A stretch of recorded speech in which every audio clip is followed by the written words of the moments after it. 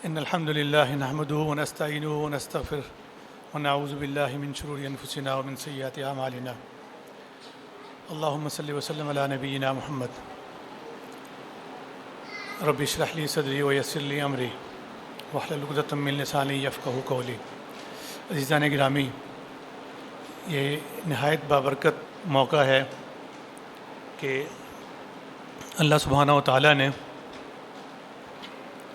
ہمیں اس مقصد کے لیے چنا کہ ہم اس کا گھر آباد کر سکیں. اللہ تعالیٰ نے اپنے دین کے نفاذ کے لیے اور دین کے اندر جو قدرتی طور پہ اس کے اندر جو طاقت ہے اور جو توانائی ہے، اس نے پوری دنیا پہ غالب ہو کے رہنا ہے. اللہ تعالیٰ اگر اس کے غلبے میں ہمیں چن لیں تو اس سے بڑی ہماری کوئی خوش بختی نہیں. اللہ کا احسان ہے کہ آج اس مسجد میں یہ موقع آیا کہ اس میں قرآن کریم کو سنا گیا، پڑھا گیا. اللہ تعالیٰ ان طلباء کی محنت کو قبول و منظور فرمائیں. اللہ سبحانہ و تعالیٰ نے ہمارے اوپر جو سب سے بڑا احسان کیا ہوا ہے کہ ہمیں مسلمانوں میں پیدا کیا، اور اس کے بعد یہ کہ ہمیں قرآن کریم جیسی عظیم نعمت سے سرفراز فرمایا. انبیاء کا سلسلہ اور انبیاء کی جو صحبت ہے اور ان کی جو برکت ہے وہ ہم تک قرآن کریم کے ذریعے پہنچتی ہے. اللہ کا خاص احسان ہے کہ قرآن کریم ہمارے لیے رہنمائی کے لیے موجود ہے. یہ جو ہم پورا مہینہ رمضان المبارک کا قرآن کریم سنتے ہیں، یہ اس کی بہت ہی قلیل فائدہ ہم اس سے لیتے ہیں، بہت قلیل فائدہ، صرف سماعت کی حد تک. اس کے معنی کیا ہے، مفہوم کیا ہے، پیغام کیا ہے، اس کی طرف اصل توجہ ہونی چاہیے. مولانا بلال صاحب نے یہاں پہ یہ بڑا اچھا سلسلہ شروع کیا، اور دیگر مدارس میں، دیگر مساجد میں یہ چیز موجود ہے کہ تراویح کے بعد قرآن کریم کا خلاصہ پیش کیا جاتا ہے تاکہ جو لوگ قرآن کریم سننے آئے ہیں وہ پیغام بھی ساتھ لے کے جائیں. لیکن یہ سلسلہ رمضان کی حد تک صرف محدود نہیں رہنا چاہیے. رمضان المبارک ایک کورس ہے کہ جس میں ہمیں تیار کیا جاتا ہے کہ آئندہ آنے والے 11 مہینے کیسے گزارنے ہیں.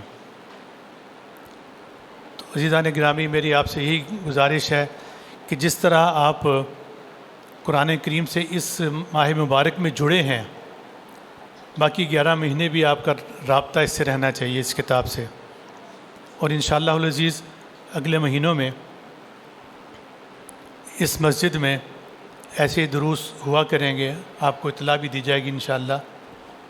اس میں عربی لغت اس حد تک سمجھائی جائے کہ ہر شخص قرآن کریم کو از خود سمجھ سکے. انشاءاللہ ان کورسز کا بھی یہاں پہ اجرا کیا جائے گا. اور تفہیم قرآن کے سلسلے میں مزید جو لوگ زیادہ شوق رکھتے ہوں گے ان کے لیے بھی انشاءاللہ کچھ کورسز متعارف کروائے جائیں گے. ہم نے دین کے معاملات کو بڑے ہی سہل انداز میں یہاں پہ پیش کیا ہے. اس مسجد میں ہر جمعے کا خطبہ صرف 12 منٹ پر محیط ہوتا ہے. مولانا نعمان حنیف صاحب اتنے مختصر وقت میں ایک ایسا پیغام دیتے ہیں کہ جو انشاءاللہ العزیز دلوں میں اتر جاتا ہے. یعنی نماز کا وقت، اذان کا وقت شامل کر کے 15 منٹ ہوتے ہیں. 1:15 بجے جمعے کی نماز اذان ہوتی ہے اور 1:30 بجے جماعت کھڑی ہو جاتی ہے. نبی کریم صلی اللہ علیہ وسلم نے کثیر خطبوں سے، کثیر الکلام نصیحتوں سے احتیاط برتی ہے. تو وہی چیز انشاءاللہ العزیز ہم یہاں بھی جاری رکھتے ہیں، انہی کی سنت پہ عمل کرتے ہوئے کہ مختصر وقت میں صحیح پیغام دیا جائے. تو اللہ تعالیٰ سے امید ہے انشاءاللہ العزیز کہ وہ آپ لوگوں کا آنا، یہ مسجد جو دیواروں اور چھت کا نام نہیں ہے، یہ اللہ کا گھر جو ہے نا، یہ اللہ کے بندوں سے بستا ہے۔ جو آپ لوگ آج تشریف لائے ہیں، اس مجلس کو رونق بخشی ہے، دراصل آپ ہی وہ ہیں کہ جو اللہ کے گھروں کو آباد کر رہے ہیں، جو مالی تعاون کرتے ہیں، اخلاقی تعاون کرتے ہیں، حوصلے بڑھاتے ہیں، تشریف لاتے ہیں، اس مسجد میں نمازیں پڑھتے ہیں۔ ہر بندے کا اس مسجد کو آباد کرنے میں ایک حصہ ہے۔ اس حصے کو آگے سے بڑھاتے جائیں، کوشش کریں کہ آپ خود تشریف لاتے ہیں تو اپنے ساتھ کسی ایک اور آدمی کو ساتھ لے کے آئیں، تاکہ یہ سلسلہ جاریہ بنے اور آگے چلتا رہے۔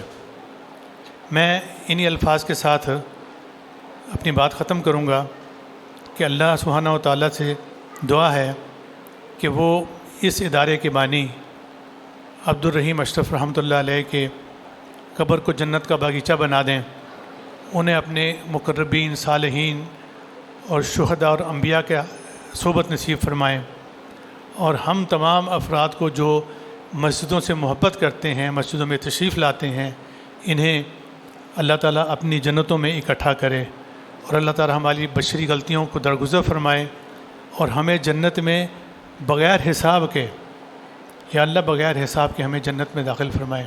آمین یا رب العالمین۔ السلام علیکم ورحمۃ اللہ وبرکاتہ۔